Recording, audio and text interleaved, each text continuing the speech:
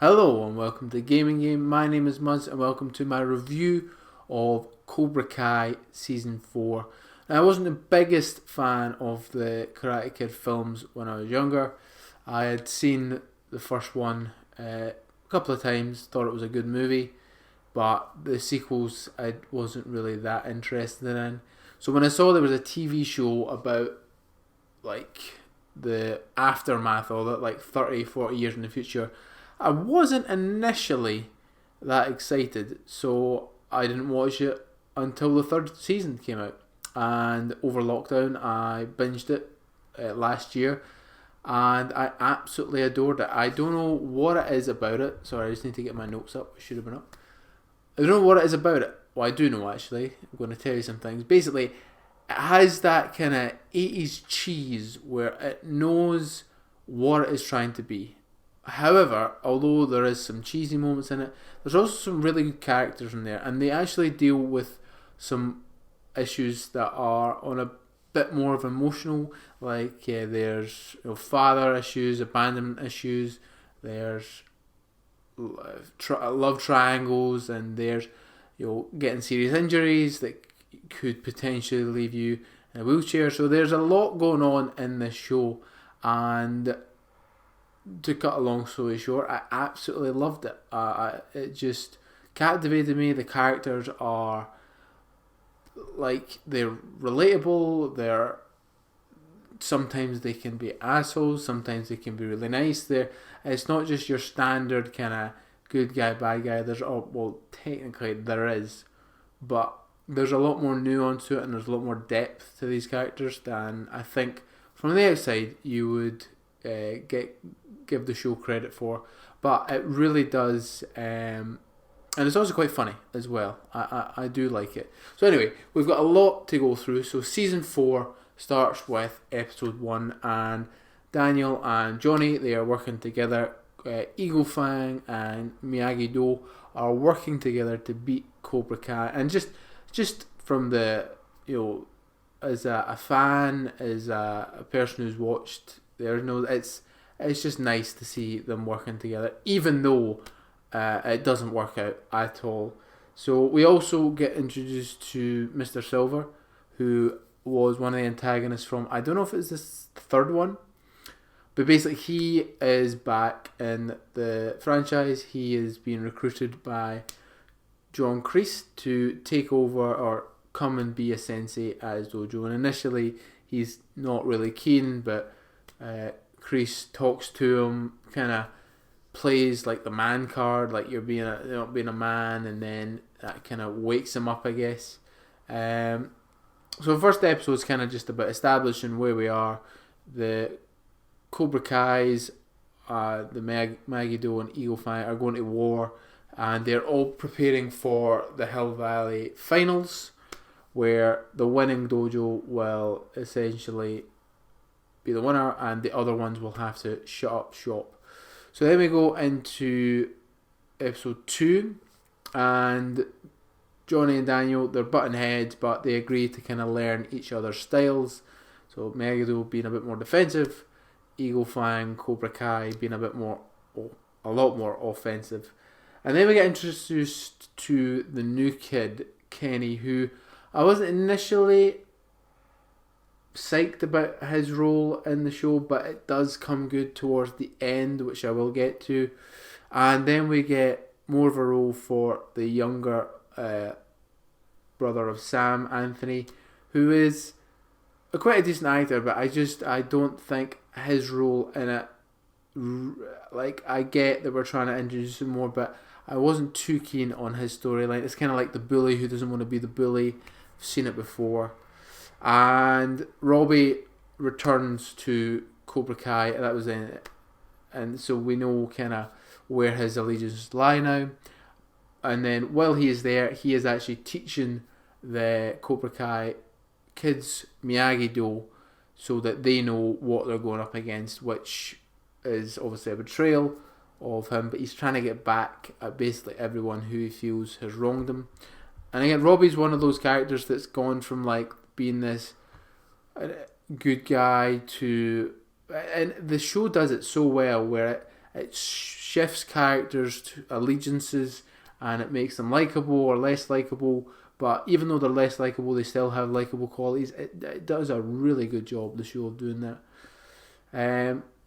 So I'm not going to lie, my notes are pretty short, and I'm going to have to interpret them as I go along. But basically, the new kid, Kenny, goes to Cobra Kai because he's being bullied by Anthony, and John doesn't want him there. He says no, but then the kid comes back and proves himself to be part of Cobra Kai, and Robbie kind of takes him under his wing, which we will get to later on. It also delves kind of deeper into the backstory between Mr. Silver and Kreese. I'm going to call Mr. Silver and Kreese. They were both Vietnam in Vietnam War together. Kreese saved Silver's life. Kind of what they're playing off of. Johnny and Daniel swap students, so now we're starting to get a little bit of a pull each way. So Sam, obviously being Daniel's daughter, is now starting to look at Johnny's way of karate and thinking, okay, this is maybe a bit more of what I need. And Miguel is being taken under Daniel's wing with repairing the car and doing stuff like that.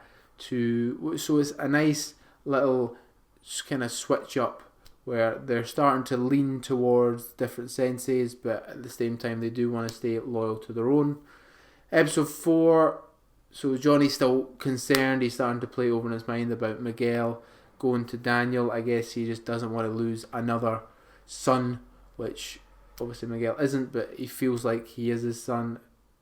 And Daniel continues to build this relationship, and again, he's doing nothing wrong. He's just being nice, helping Miguel out, but Johnny sees it as if he's moving in to try and snatch Miguel. And Johnny is seeing Miguel's mum, which obviously causes some confusion or gives him kind of testing time between Johnny and Miguel's mum, how to best tell Miguel. Robbie actually goes to his dad Johnny and says, look, back off, you need to keep away from the student, otherwise there will be payback.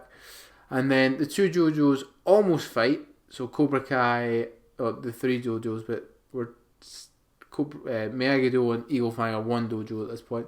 The two JoJos almost fight, but they don't. Miguel tricks them and the Cobra Kai got all wet, so they are not happy.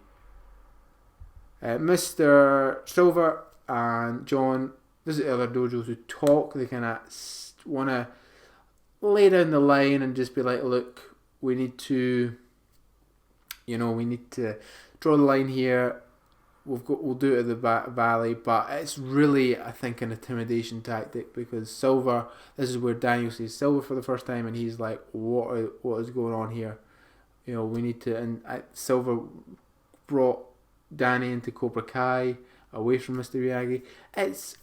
There's a lot. I love what they do with the material they've already got. They really call back to it, which is really good. Johnny and Daniel agree to fight for the lead position of the dojo because they're button heads, which is a pretty. And another thing which I forgot to mention about the whole show is the fight scenes are really well done. Like whether it's the one-on-ones, the more intricate, the more patient ones, it's done really well, or the big group battles, the fight scenes are awesome. And this one's no different. It's Johnny and Daniel rematch of the All Valley, whatever date it was, and it ends up in a draw, so they both kind of knock each other out. Miguel and Sam are not happy with this. They're trying to, they think it's taken away from what they're actually there for. And they actually both go against their own sensei. So Sam takes Johnny's side and Miguel takes Daniel's side. But then at the end of the episode, so the fight's been done, but they stop. They basically say, this can't work. We need to go our separate ways. And that is how that relationship kind of ends. But then the episode ends with Hawk getting his mohawk shaved off as redemption for the Cobra Kai's getting wet. So there's a good. I wish they'd done more with Hawk, because he has a really good story in this towards the end, but you don't really see him that much, which is a shame. I felt like they could really have done more with his character, certainly in the run up to the All Valley final, because he has a good. Also, there's spoilers here. I don't know. Yeah, I assume you know that you're coming for spoilers. So we're on episode 5. If you don't want episode 6, 7, 8, 9, 10 ruined for you, stop now. Go watch it and come back. So episode 6 starts off with a pretty funny boardroom scene. It's all the kind of executives from the All Valley finals, and they're arguing about ridiculous stuff. And I thought it was pretty funny, so I made an extra effort to call that out here. So there is now a boy and a girls champion, and there's also skills, which is kind of like demonstrations, which adds a bit more. But the skills is like a montage in the finals, which I wish if they were going to do something, maybe have one of the characters really struggling with it and then pulling it off in the end. But it doesn't really make that much a difference to skills, to be honest. So Tori's kind of been struggling with work, and that Sam's been getting on her case. Tori being one of the Cobra Kai. Sam and Tori are just butting heads all over the place.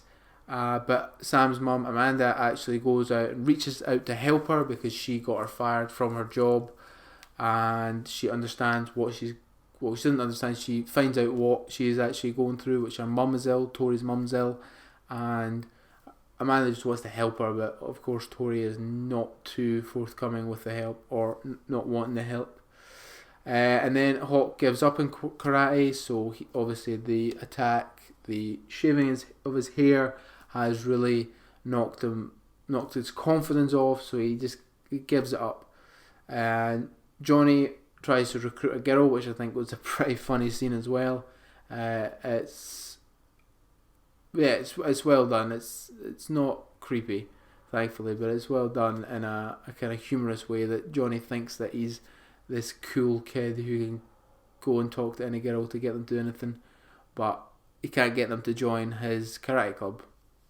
And Daniel goes to Robbie to talk to him about what he done to Hawk, and that, doesn't end well, of course, because Robbie is still pissed at Daniel for calling the police.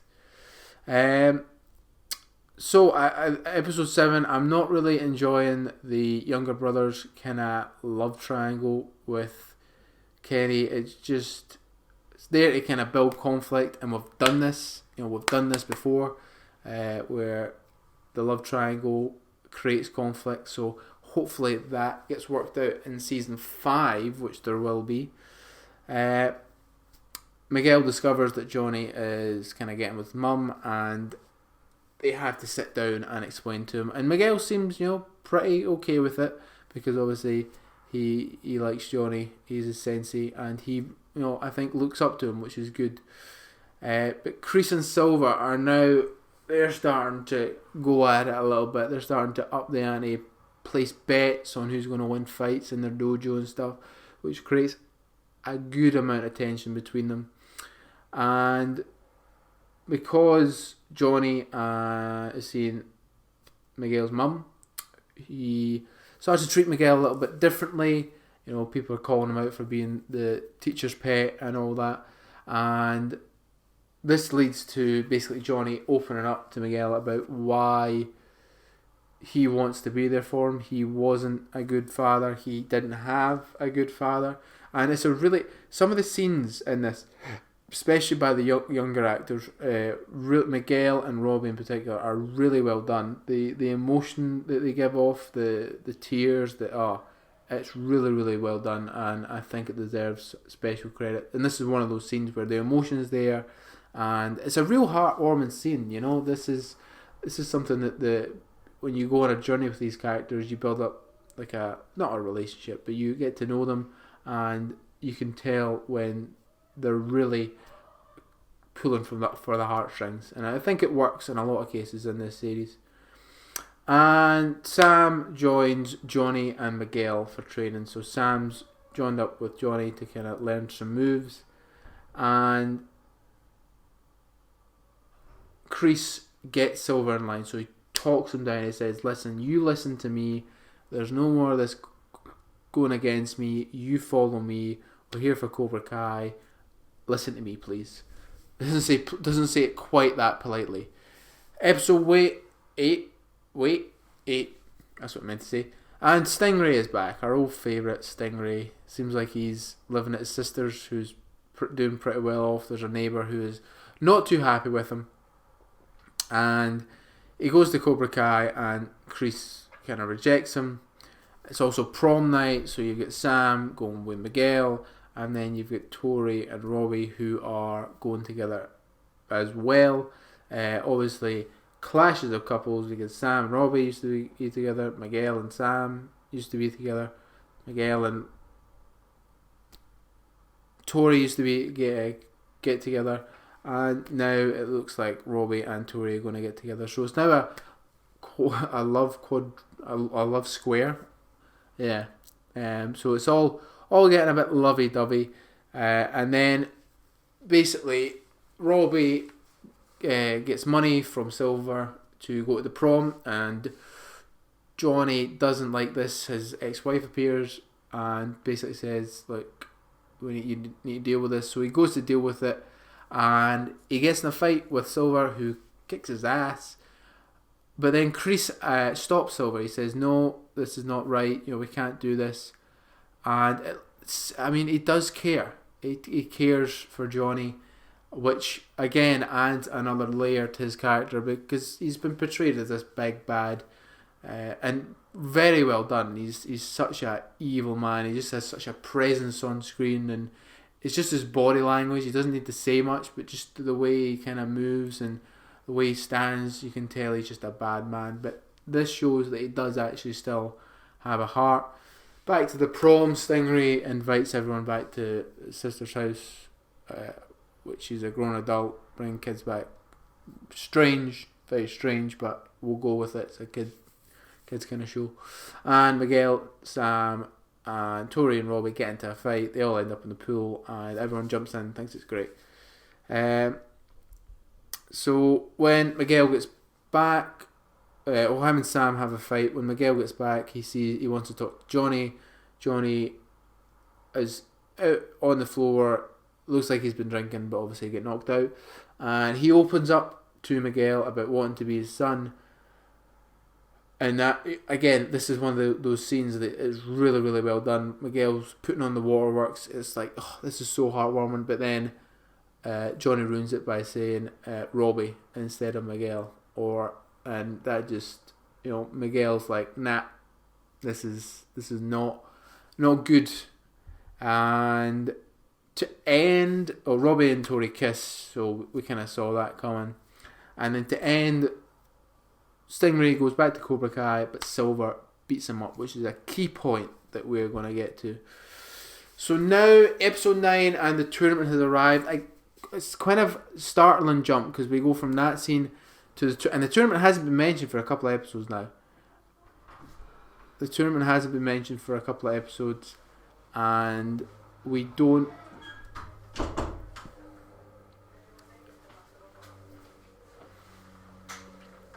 So episode 9, the tournament is here. We haven't really mentioned the tournament in a while, which is a bit strange, so this is a bit startling. It's kind of out of nowhere, but we get into it, and it's the skill portion of the event, and the Cobra Kai managed first, Miyagi-Do was second, and Eagle Flanner 6, which is no surprise.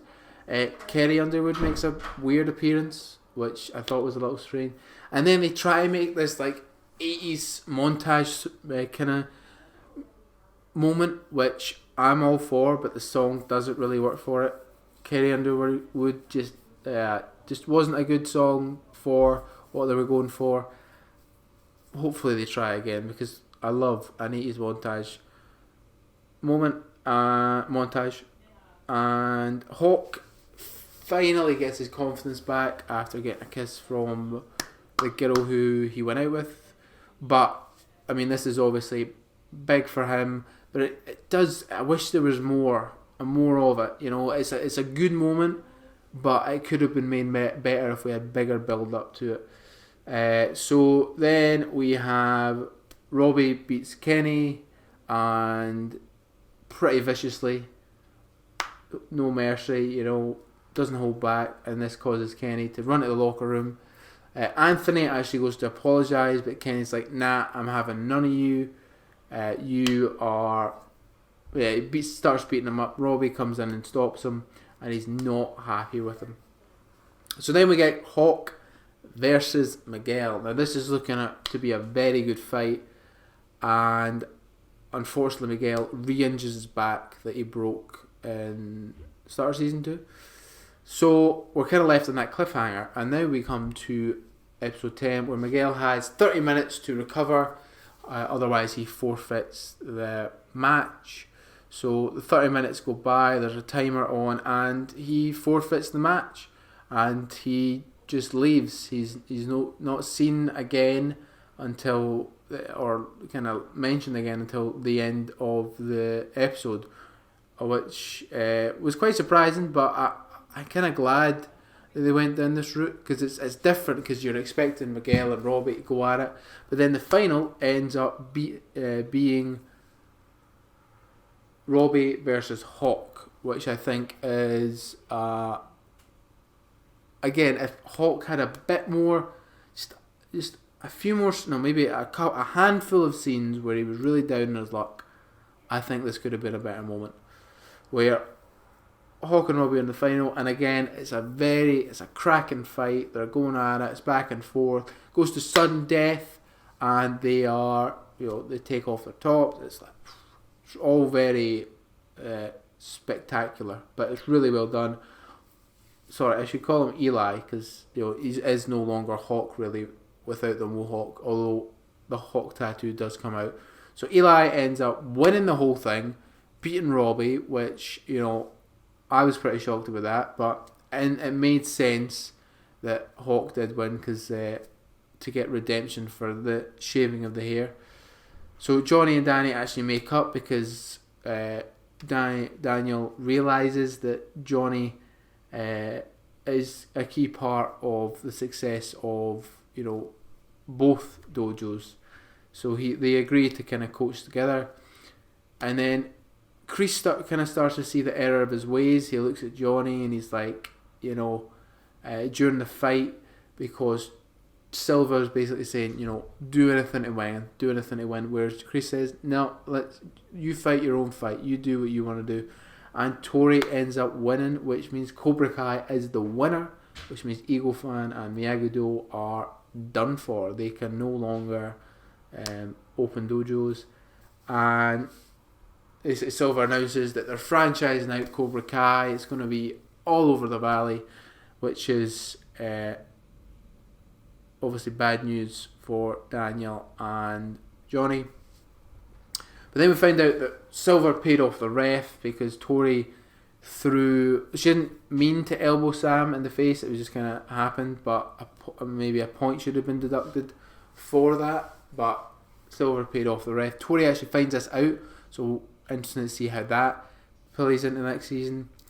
And I get that probably the most heartwarming scene in all of the show is when Robbie actually reaches out to Johnny and they have a big hug, and it is very, very emotional, and it looks like they have made up for the next season, which is good. And then the big one, the ending of all endings, where Silver betrays Kreese and basically gets him sent to jail. Because when Stingray was beat up by Mr. Silver, he kept saying, you want to be in Cobra Kai, you want to be in Cobra Kai, and then I think he said, well, this is how you're going to be in Cobra Kai, you're going to betray Kreese. So he says, Kreese done it to me, he's the one who beat me up, and he gets arrested for aggravated assault. And it is, it's a very, you could kind of see elements of it happening, and now it means that Silver is the big bad guy and Kreese is kind of this sympathetic character who I think he's going to go on a bit of a redemption arc in the 5th season.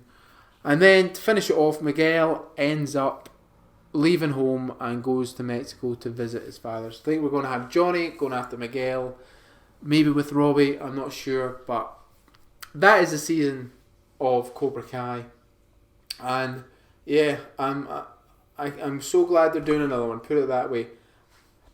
It is a show that I think really has legs with the characters. It's got such a young cast, and the kind of the background stories that they've got is also Daniel brings in one of his former opponents from in Karate Kid 2 to be a sensei in his dojo. So he's not giving up. He's going against what the agreement was, which is, different to what the Daniel of the past would do. But anyway, Cobra Kai, I think, is a really, really good show. It has just got all the elements for... It's an easy watch, but also it has some very... If you get invested in the characters, it really touched upon some good subjects. It does it with tongue-in-cheek, but also it can get serious, which I appreciate. There's not many shows that can toe that line between being a comedy but also having the more serious elements in the show, and I think it does it well. The karate, the whole thing about it is ridiculous, but it makes sense within this universe that there is these competing karate schools that will go to war against each other, and yeah, it's just a damn good show. So I hope you've enjoyed my review of Cobra Kai Season 4. I hope you give it a watch. Hope you give the series a chance if you haven't already. And let me know what you think of it. Are you a fan of Cobra Kai? Which dojo would you go to? I personally go Eagle Fang, just because of the name. It sounds... I'd probably do Miyagi-Do for the actual art of karate, but for just the badass... I mean, Cobra Kai is obviously the more badass name, but Eagle Fang's pretty different. So anyway, with all that said, all that's left to say is any thoughts, comments, general hostile remarks, leave them below. Thank you very much. Bye bye.